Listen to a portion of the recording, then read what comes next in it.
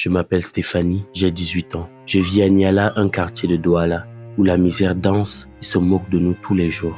À Niala, c'est comme si la nuit elle-même avait décidé d'y planter ses racines. Ici, chaque ruelle est un labyrinthe de terreur où l'ombre se faufile entre les murs et où les secrets suintent des fissures des maisons comme un poison. Les bandits, on les connaît tous par leur prénom et eux, ils savent tout de nous. Ce sont nos voisins, nos amis d'enfance, des ombres familières qui se fondent dans le décor. À Niala, les cadavres sont des visiteurs réguliers, abandonnés au petit matin sur le bord des routes, les corps raides et froids, une preuve silencieuse de la violence qui règne ici. Les cris de la nuit ne sont jamais lointains. Ils font partie du paysage sonore, tout comme les aboiements des chiens affamés et les pleurs étouffés des victimes qu'on n'ose pas secourir. Le sol de Niala est craqué comme nos vies. Chaque fissure raconte une histoire de misère, de douleur. Les maisons sont des tombes ouvertes faites de briques trouées par le temps, où la lumière du jour peine à entrer, comme si elle-même avait peur de ce qu'elle pourrait y trouver. Les enfants ici ne jouent pas vraiment. Ils survivent se contentant de cailloux pour s'inventer des jeux parce que c'est tout ce qu'ils ont. Les rires sont rares et quand ils éclatent, c'est souvent pour masquer les pleurs. La pauvreté à Niala, c'est pas juste une condition, c'est un maléfice. Un rire démoniaque qui résonne dans chaque maison, qui s'accroche à chaque habitant et les étouffe lentement. On ne vit pas vraiment à Niala, on y survit en attendant le jour où ce quartier maudit nous avalera tous, corps et âme. Je suis fille unique, ma mère vend des plantains au marché, se lève à l'aube pour se battre contre la vie. Mon père, lui, c'est une ombre qui traîne dans les bars du coin depuis qu'il a perdu son boulot.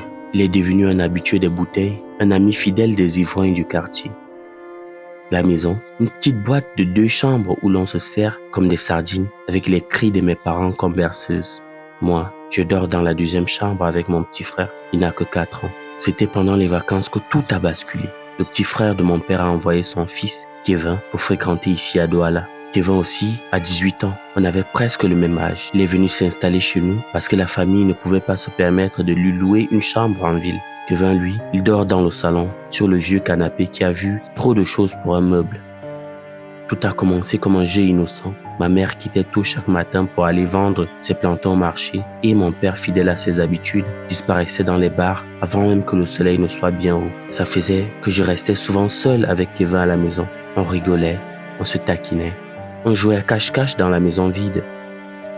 Mais bientôt, ces jeux-là ont pris une tournure dangereuse. On a commencé à se rapprocher, à se toucher, à tester les limites de ce qui n'était qu'un simple jeu est devenu une habitude. Un matin, tout a commencé comme d'habitude, une taquinerie, ici, une petite dispute là, mais cette fois, quelque chose était différent. Kevin avait ce regard que je n'avais jamais vu avant, un mélange de désir brut et de quelque chose d'interdit. On rigolait, on se taquinait, et avant même que je ne puisse comprendre ce qui se passait, nos corps étaient déjà beaucoup trop proches. Ses lèvres ont frôlé les miennes, comme par accident, et avant que je puisse réaliser, on était déjà en train de s'embrasser, comme si tout le monde s'était arrêté autour de nous. Son souffle était chaud contre ma peau, et ses mains, oh ses mains, se sont mises à explorer chaque recoin de mon corps avec une impatience qui faisait battre mon cœur plus fort que jamais. Il me touchait, il me caressait, il ne savait plus où j'étais, il ne savait plus qui j'étais. C'était comme un tourbillon, un feu qui s'était allumé en moi et je me suis laissé emporter. À un moment donné, il ne sait même plus comment mon caleçon avait disparu. Peut-être que c'était ses mains agiles, peut-être que c'était moi-même, peut-être que j'étais devenue folle à ce moment-là. Tout ce que je savais, c'est que j'étais complètement à sa merci. Il m'a poussé sur le vieux canapé qui traînait dans le salon. C'est lui qui avait vu des jours meilleurs, mais qui, ce jour-là, devenait le théâtre de notre folie. Kevin n'a pas perdu de temps. Sa bouche a glissé de mes lèvres à mon cou, puis plus bas, encore plus bas, et je sentais sa langue qui découvrait tout ce qui se cachait entre mes cuisses, comme si c'était la première fois. Chaque baiser, chaque coup de langue me faisait trembler, et j'étais en feu. Je brûlais d'un désir que je ne pouvais plus contenir. Ce qui se passait était si intense, si interdit, mais je n'avais plus la force de dire non. J'avais perdu le contrôle, j'étais perdu dans ce mélange de plaisir et de honte. Et puis, avec son gros plantain, comme on le dit généralement, il m'a pénétré. Lentement d'abord, comme pour savourer chaque seconde, puis avec plus de force, plus de passion, jusqu'à ce que je n'entende que le bruit de nos corps qui se cherchaient, qui se trouvaient, qui se possédaient. C'était devenu une habitude, notre secret sombre que personne ne devait découvrir chaque jour.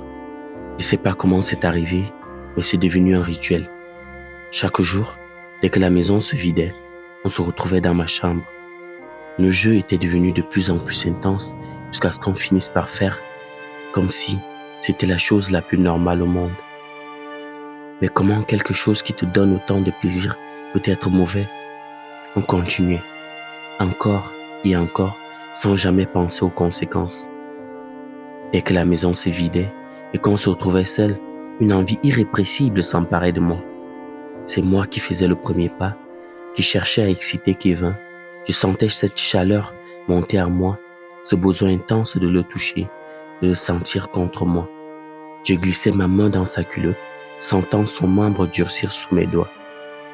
Le contact de cette chair brûlante m'envoûtait et sans que je ne m'en rende compte, je me retrouvais à genoux devant lui, son membre déjà dans ma bouche et je commençais les va-et-vient avec une frénésie que je ne contrôlais plus. C'était un plaisir sauvage, une addiction qui nous dévorait tous les deux. Plus je sentais son excitation grandir, plus je devenais avide, incapable de m'arrêter. Le goût de sa peau, la tension dans ses muscles, tout me rendait folle de désir. Chaque mouvement, chaque gémissement qu'il laissait échapper alimentait cette fièvre en moi. Je me laissais emporter sans jamais penser aux conséquences, sans jamais réfléchir à ce que cela signifiait. C'était si bon, si intense qu'on ne pouvait plus arrêter. On se perdait dans ces moments, repoussant les limites de ce qui était permis, et chaque jour on recommençait encore et encore, comme si c'était la seule chose qui comptait. Et puis l'école a repris, mais nos habitudes ont continué. Entre deux cours, entre deux moments d'absence des parents, on se retrouvait et on faisait comme des fous. Mais il y a un jour où tout a changé. Mes règles ne sont pas venues. J'ai commencé à avoir peur, mais je me disais que c'était sûrement rien, jusqu'au jour où j'ai fait un test. Là, le sol s'est ouvert sous mes pieds. Je suis enceinte. Moi, Stéphanie, 18 ans, enceinte de mon propre cousin. J'ai couru vers Kevin pour lui dire, mais à ce moment-là, ce lâche avait déjà trouvé une excuse bidon pour filer. Il m'a dit qu'il allait voir ses parents pour régler un truc, et depuis, plus rien. Il a disparu dans la nature, me laissant seul avec ces bébés qui grandissaient en moi chaque jour. Je ne sais pas quoi faire. Ma mère va me tuer et mourir de chagrin en même temps. Mon père, avec son alcoolisme, va sûrement m'éjecter de la maison. Je suis là, complètement perdu, avec un ventre qui commence déjà à se montrer. Je sais que bientôt tout le monde va savoir. Mais qu'est-ce que je vais leur dire? Comment expliquer que je l'ai fait avec mon propre cousin jusqu'à tomber enceinte? J'ai besoin de vos conseils. Je suis au bord du gouffre. Que dois-je faire? Aidez-moi.